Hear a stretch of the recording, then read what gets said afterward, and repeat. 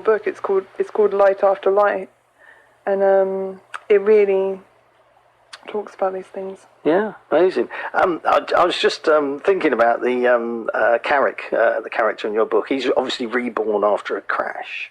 I don't know if you've ever seen James Stewart in It's a Wonderful Life. Have you seen that? I have. Where he's given the chance of not necessarily rebirth, but to see what the world was like had he not been born.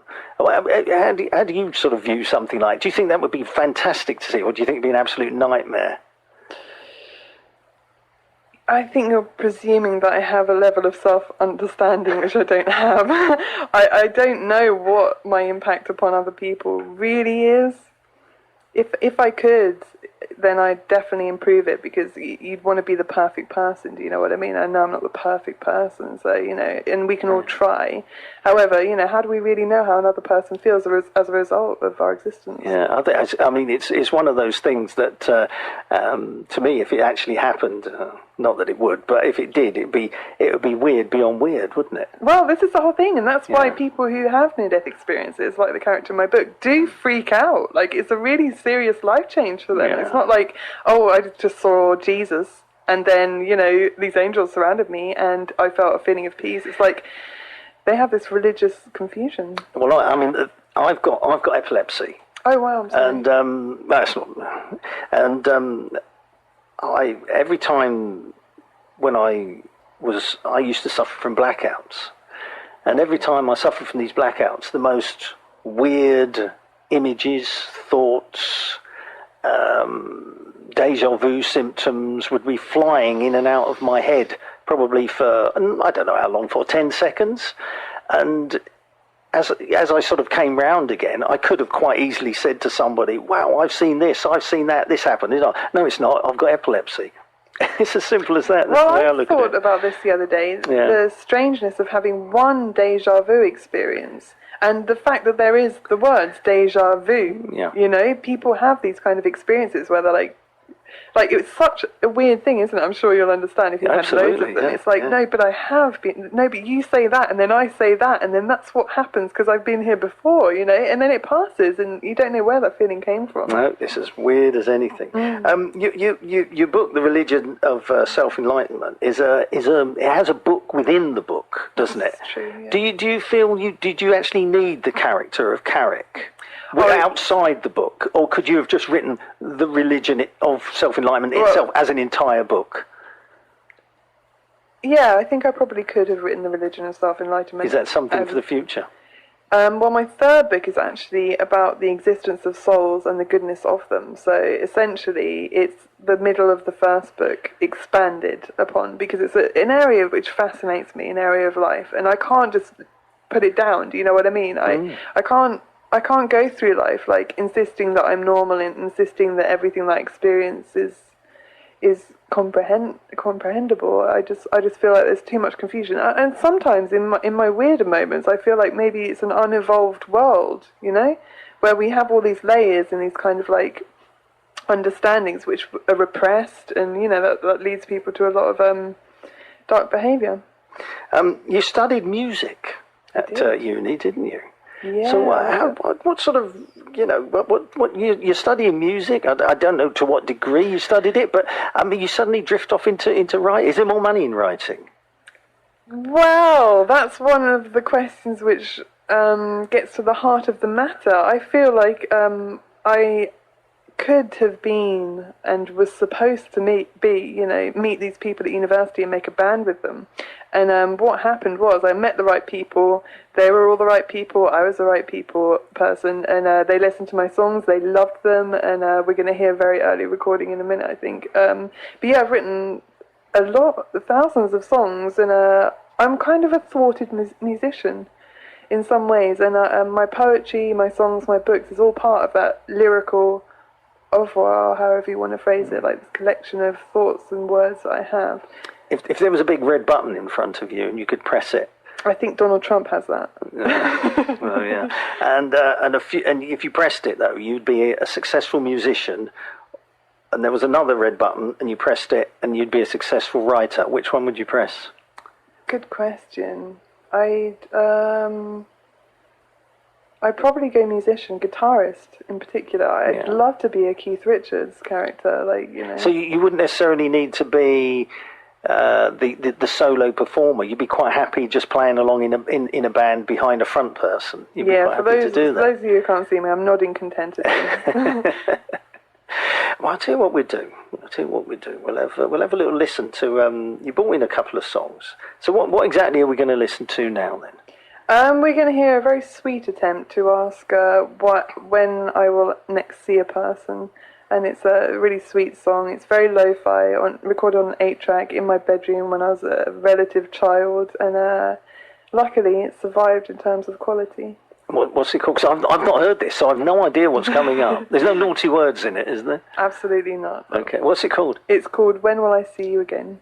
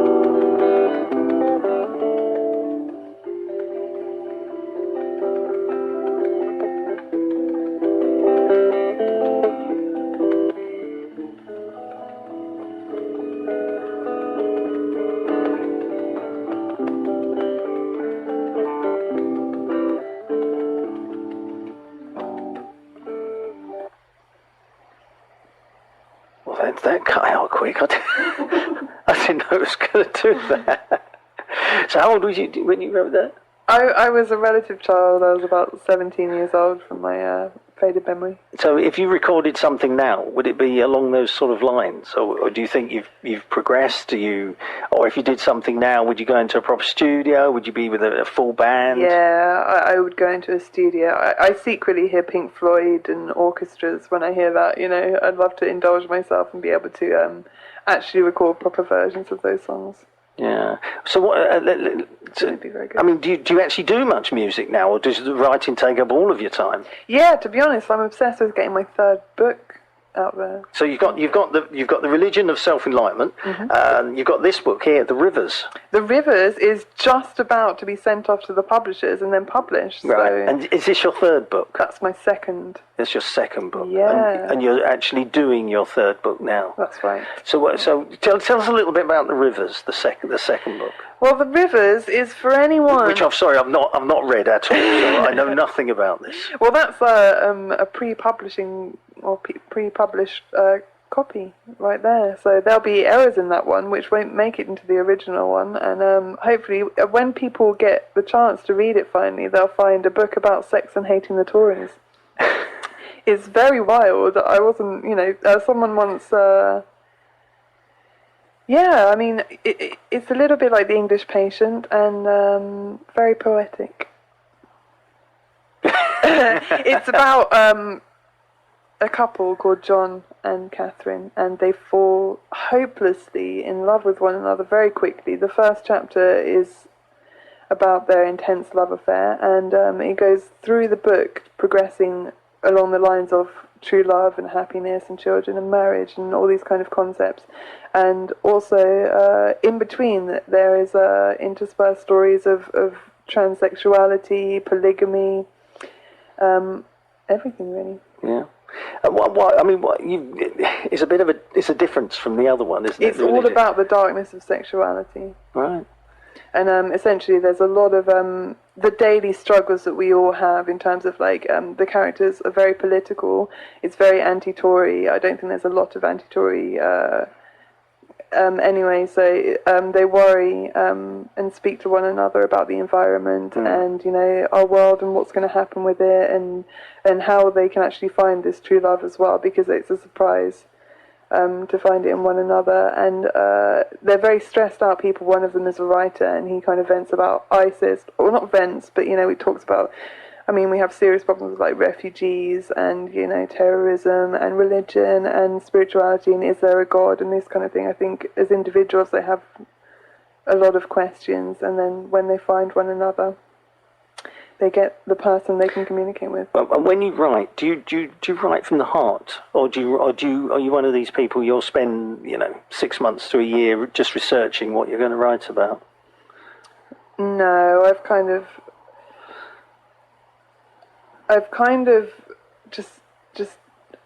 I'm obsessed with the truth, and I think there's a real anchor there in terms of and a real power to truth itself. And Neil Young actually says when something rings true, it'll always ring true. It might ring different, but it'll always ring true.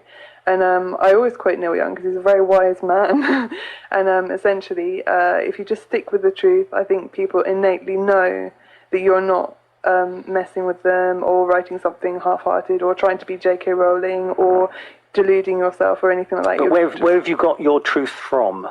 From, well, a lot of it is personal experience and growing up in quite a dark place in terms of observing the the darkness of human relationships actually going on around me. I don't know a lot of that was all personal then, obviously. Oh yeah, absolutely. Yeah. And I think there's a real cleansing and healing about talking about those kind of things, because no one goes through the perfect experiences all the time, and part of what makes a writer is actually to communicate to people, and some of my favorite pieces of be it music or writing, are from experiences which are difficult to talk about in day-to-day life, and it brings it to life, and it, you can actually feel and hear what the person has gone through in what they're saying, whether it's like Neil Young, like a hurricane, equating love to a hurricane, or it sounds different when you say it to when you play the song. I don't know if I can make a request here, but I wish I'd brought it with me. Yeah, I wish I'd brought it. So I normally get musicians in, and one of the questions that I ask them is how do they see themselves, say, in 10 years' time? Are they ready for the long haul? Because the music business is notoriously difficult to get just even your foot on the first rung of the ladder, let alone actually climb up the ladder. Oh yeah, it's really I would imagine that the publishing, the writing business is much along the same sort of lines, isn't it? Well, I'm giving myself another year, I'd say. I've given myself until I'm 34, so I have 7 months left to figure out whether or not I can break through into a decent living, but first and foremost through the cultural barriers that we have. I always say to my friends, about the lack of competition that I feel. There's no books out there that you can really name. There's no authors that you can really name who are really all guns blazing, actually trying to change the world. And we have so many problems as a planet, How do you, if you sort of said someone to me, I don't know, I'll take someone obvious, Robbie Williams sort of thing, the kind of guy who he could release a recording of him eating his breakfast and it would still sell 500,000 kind of thing. Yeah. It's that kind of thing. I mean, do you view certain authors authors in the same light. You know, they'll, yeah, I don't know, for plucking the name out of the your Stephen Kings, for instance, you know, they sell millions of books. Do you view them in the same sort of light, that they could write absolute rubbish and it would still sell because the name precedes whatever they've done? Well, that's J.K. Rowling's question, isn't it? Because she actually chose a pseudonym for her latest, or one of her latest Yes, releases, she did. you know, because she was very curious about that. Would people buy it if they didn't know who it was from? They did though, didn't they? I think they did like it, but, you know. Does that A, either prove that she's a very good writer, or B, does it prove that she's not very good at keeping the pseudonym quiet and everyone knew it was actually J.K. Rowling? A bit of both, probably. But how do you see it? I mean, you know, are you really ready for this kind of long haul? Yeah, I was actually, well, I think writers are born and not made, and I do think that about So this is something you felt from an early age, is it, that you've been able to write? I was nationally published when I was 8, and I remember asking my friend what a poem was, and, you know, them just saying that you write like this all in a row, and I kind of got it from an early age, you know. It's it's quite flowery, you have to look at the world in a new way, and but I do believe that I'm an artist, you know, and I can't do normal things, as anyone will tell you. I'm not very good at being a tax manager or anything like that, and I do kind of need management if anyone's listening. It'll be brilliant. But yeah, I'm in a couple of magazines soon, and my aim is to kind of keep on pushing the envelope until I know there's nothing left, you know what I mean? Until I know that I've tried my hardest and I've given everything that I have, and, like, you know, if people haven't responded to it, that I'd be baffled, because So we've got a sort of religious book. We've got a book about sex and the Conservative Party. What other subjects do you feel sort of brewing away under the surface? Well, my final book is about the existence of the soul and the goodness of it. Right, but then, okay, but is that it? Do you think that you're not going to write it after that? Well, I feel those are the 3 subject areas that I really want to talk about, and once I've done that, after that it would just be like kind of sitting in my armchair with my pipe, kind of like writing things for pleasure, do you know what I mean, rather than that burning desire, that need to say... Do you feel like turning them into film scripts or plays? Yes, I would absolutely love to, like, send them off to... And in my publishing contracts, actually, they have little, like, clauses about film rights and this kind of thing, so I'm hoping to kind of, like, promote it as much as possible and then attract attention of maybe filmmakers or something like that. But you haven't actually done that yet? Well, I've just got to, like, the starting kind of, like, phase. And then hopefully, like, you know, this will be a historic radio show, and eventually people will be like, you had Emily Scialom on in the early days, and, you know, and I'll be sitting in my armchair watching my movie. Fantastic. Emily, wow. You know, you've taken me to a place that I've probably never been to before. Well, Dave, you've got to dream big, you know. Global takeover. It's been fantastic talking to you. It really has. It's really good. Many thanks for coming in, because I know you've travelled quite a considerable distance to get here today, and you know, we do greatly appreciate that. Thank you, Emily, good luck, and you know, I'll see your name in lights someday.